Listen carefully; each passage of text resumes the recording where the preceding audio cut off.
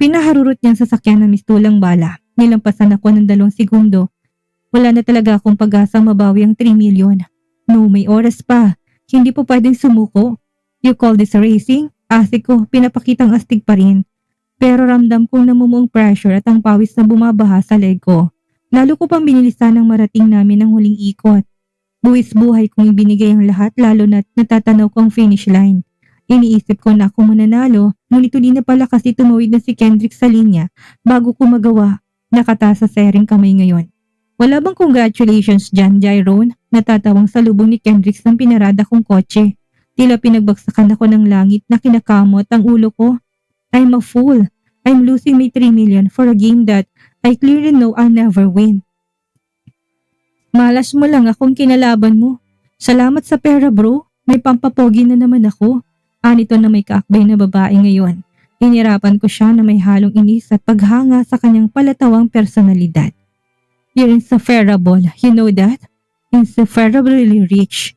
Pagtitama niyang hinahawi ang buhok ng babae niya, umiiling ako na lihim na natatawa. Anessa, POV. Maaga akong pumasok ngayon, pinilit kong kalimutan na naging konfrontasyon namin ni Jairon kahapon. Dapat ipakita ko na professional ako. Gaya na sinabi ko sa kanya, trabaho sadya ko dito. Wala akong pakialam kung may nakaraan kami. Matagal ko na siyang kinalimutan. Pero hindi ko siya mapapatawad sa pagsisinungaling niya. Binilog at ginamit niya lamang ako. Gagawin ko lahat para itago sa kanya si Riven. Titiisin ko kahit napahirapan niya ako. Masigla kong pumasok sa opisina. Taas noon na may ngiti kong binati ang ilang empleyado. Kinawi kong buhok bago tuluyang pumasok. Sumapit ang 10:00 ng umaga.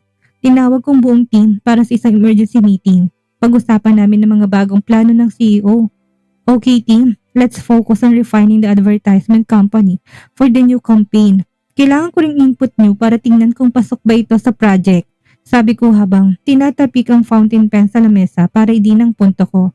Mistula kaming mga langgam sa sobrang abala ngayong nilakipan pa ng excitement habang nag-brainstorming. Abala ako sa pagsusulat nang lumapit sa akin ng isang empleyado. She is Marisa Falcon, one of my junior associates. Ma'am, may konting aberya po sa pangatlong ad proposal. Balita niya sa kapinakita sa akin ng printout habang nanginginig.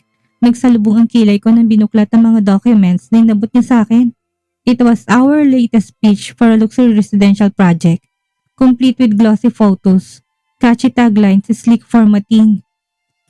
Ano bang mali dito? Tanong ko na unti-unting bumibigat ang pakiramdam. Tingnan mo ma'am.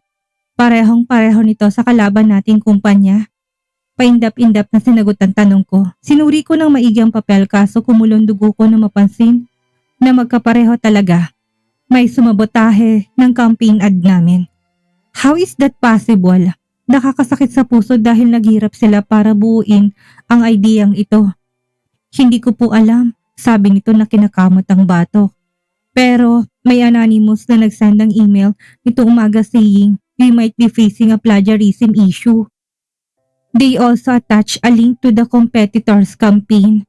I snatched up my phone and hurriedly opened the link. My heart dropped as I scrolled through it. The color scheme, the layout, even the copywriting, it was practically a mirror image of our concept. The only difference was the company logo plastered on top.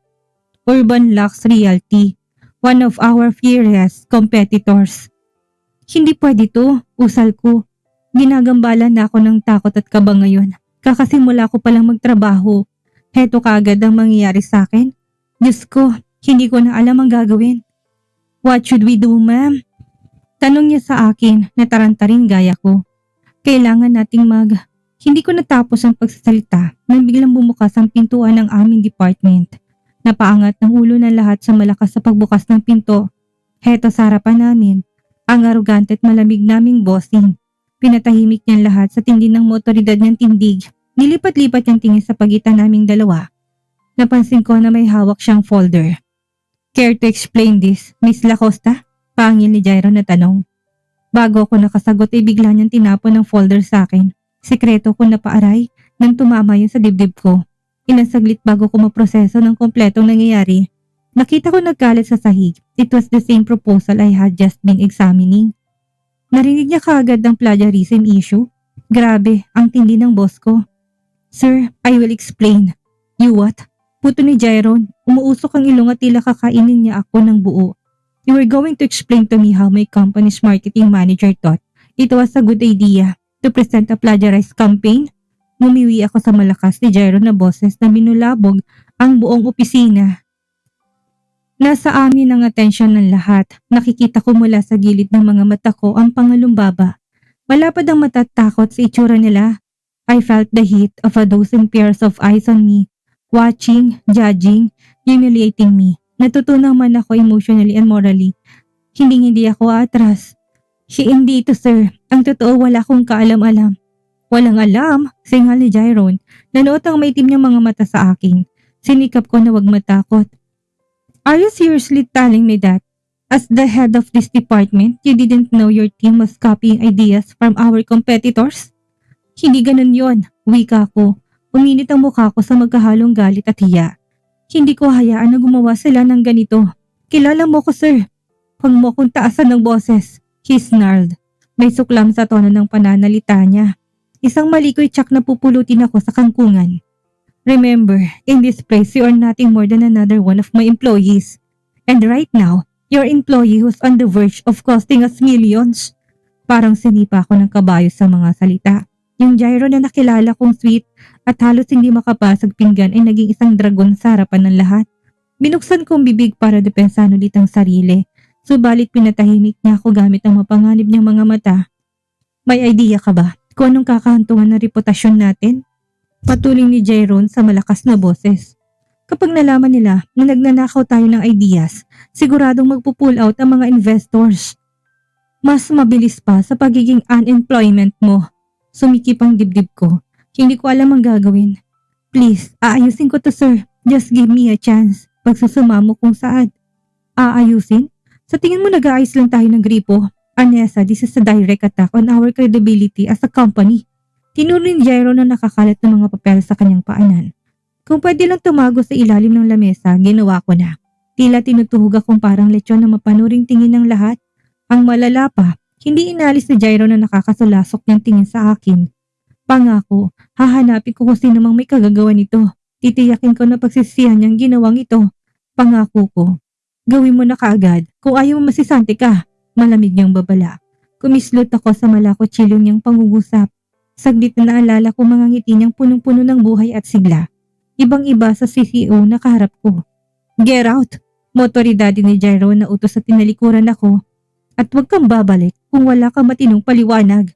Mabilis niya akong tinalikuran at hindi niya ako hinintay na tumango. Nanliit ang puso. Pinigilan kong mga luhang pinasasakit ang mga mata ko. Pinulot ko mga papel at nilayasan sila. Kahit naramdam ko mga titig nila sa likod ko na kanina pa nila sinusunod. Gusto kong humiyaw, sumigaw at gagawa ng paraan para tanggalin ang lahat ng kahihiyan na dumadali sa aking mga ugat. Pero ipinakita kong malakas ako.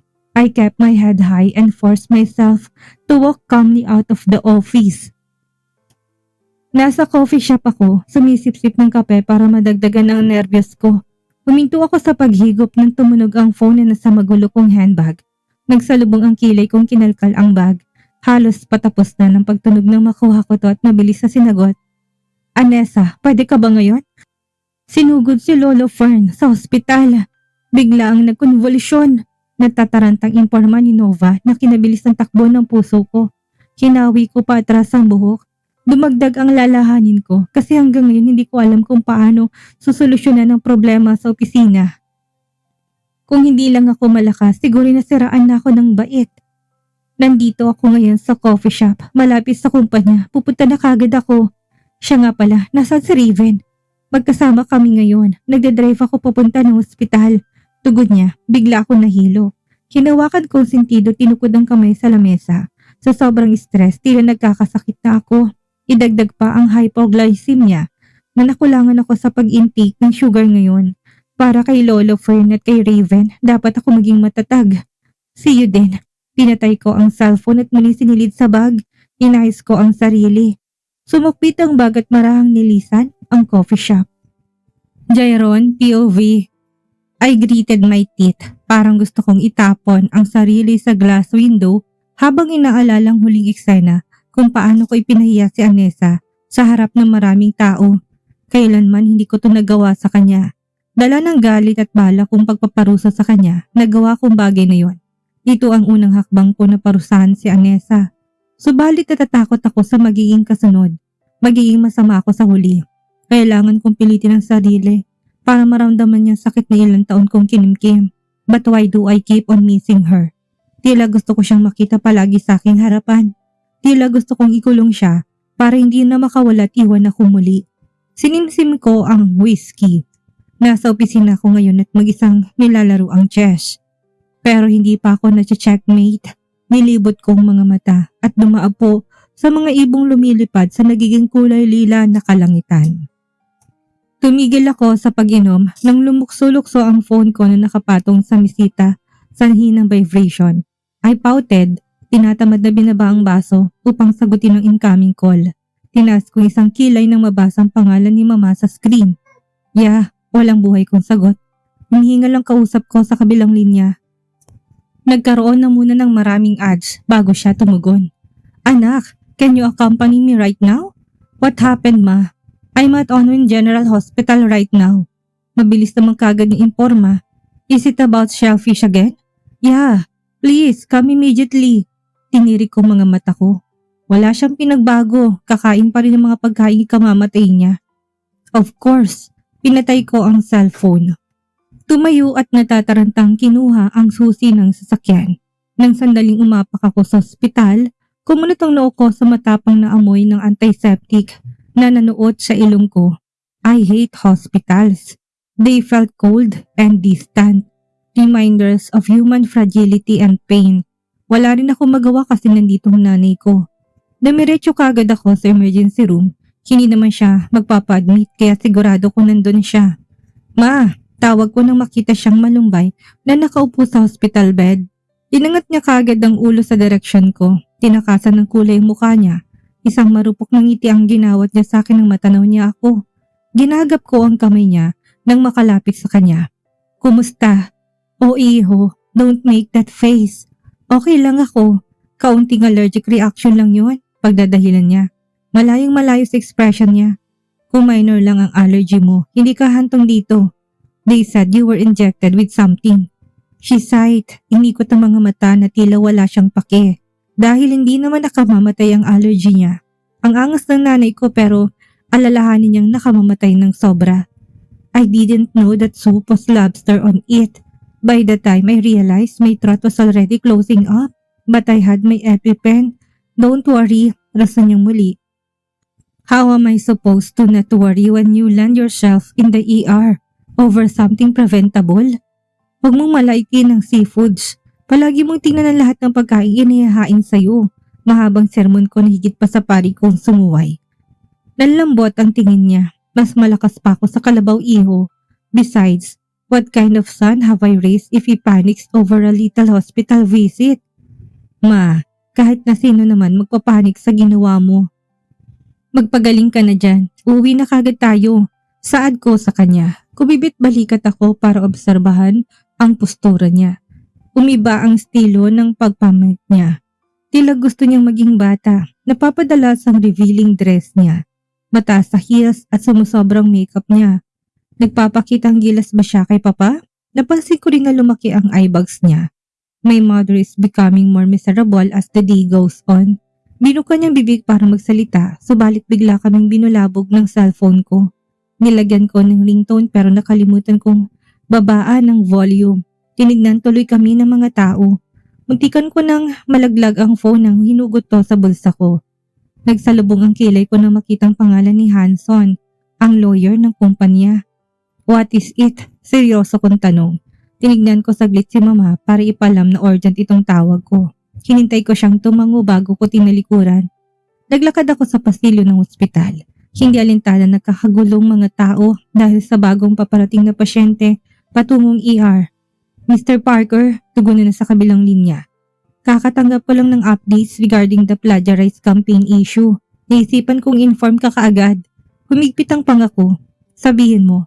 Narinig kong ingay ng mga papel na pinaikot-ikot niya. Well, it seems the initial reports were incorrect. The campaign in question was not plagiarized. The designs were legally sourced and all documentation was in order. Then why the hell are we in hot water over this?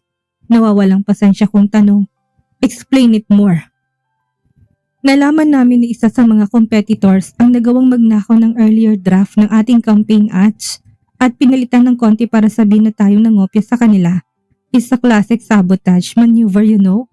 They're trying to discredit us and they're doing a damn good job of it. Is there proof? Nakapikit ang mata kong tanong. Not yet. Iniimbestigahan pa namin ngayon. Our tech is digging through digital footprints and we're running a full forensic audit. Malalaman natin kung sino talagang salarin. Do it. Sisiguraduhin nating mananagot ang may gawa. Yes sir, I'll keep you updated. Tinapos ko ang tawag at binalik ang phone sa bulsa, sinapo kong ulo. May nagaganap na sabotahe sa kumpanya. Marami akong kaaway at ayaw sa akin, kaya nagdududa akong isa si View sa may pakana nito. Ginagawa niya lahat para mapaalis ako. Matapos ng mahabang pagmuni-muni ko, umikot ako pabalik sa ER. Ihatid ko muna pabalik si Mama. Pupunta naman ako kina Phoenix mamaya pagkatapos nito. Dire-diretso ako nakatingin sa daan ko. Hindi ko pinansin ang paligid dahil punong-punong utak ko sa mga problema ng kumpanya at idagdag pa kay Anessa. Napagtanto ko ng hirap pala niyang parusahan. Bigla kong bumangga sa isang maliit na umbok. Binaba kong tingin at nakitang batang nakatihaya sa sahig. Nalamig ang bato ko't otomatiko siyang hinila patayo. This child again. The same bubbly boy I had met at the airport. His big brown eyes sparkled with innocence and joy. Walang pakialam sa mundong umiikot sa paligid niya. But I found him cute. He looks like a puppy as he smiled to me. Daddy? Ikaw nga! Ecstatic niyang hiyaw. What are you doing here? Are you supposed to be with your mom? Tanong ko sa magkahalong gulat at lito. I crouched down to his level. She's busy right now and I don't wanna go back to her. Tumulis ang uso niya sabay kibit balikat. His unruly hair flapped as he shook his head vigorously. But you should go back to her. Hindi ka pwedeng magpalaboy-laboy sa mabahong ospital na to, pamimilit ko. Ayoko, tanggi niya. Nagmamatigas. She's mean. I don't like her. But she's still your mom. I don't want to. You should take me home, Daddy. Putol niya, kumirot ang puso ko sa pamimilit niya. Tila binuhusan ako ng malamig na tubig sa mga salitang namutawi sa kanyang maliit na bibig. I couldn't. No, I wouldn't take him home. Hindi ko naman siya anak. Anong pinagsasabi ng batang ito? Tinutup ko ang balikat niya. Lalaki sa lalaki ang usapan namin. Tinignan ko siya sa mga mata. Kumislap ang mga mata niya at parang nakaramdam ako ng kuryente. Naramdaman ko na parang konektado kami. Winaksi kong masamang iniisip. Listen buddy, hindi ko pwedeng gawin yon. Hindi mo ako daddy, I'm just a guy you met. It wouldn't be right for me to take you anywhere. Desperado siyang nagpapadyak.